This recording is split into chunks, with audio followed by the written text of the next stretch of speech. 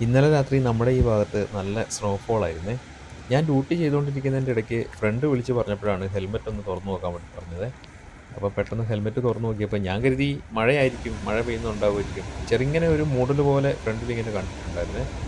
അപ്പോൾ ഏതായാലും ഹെൽമെറ്റ് തുറന്നു നോക്കിയപ്പോഴാണ് ലോകം തിരിയുന്നത്. ഭയങ്കര ആയിട്ട് മഞ്ഞ് വീണ് നമ്മുടെ ഹെൽമെറ്റും അതുപോലെ വണ്ടിയുടെ ഫ്രണ്ട് ഭാഗവും നമ്മളെ കോട്ടും ഒക്കെ ആയിട്ട് ഇങ്ങനെ ഒരു വെളുത്ത കളറായിട്ട് കാണുന്നു.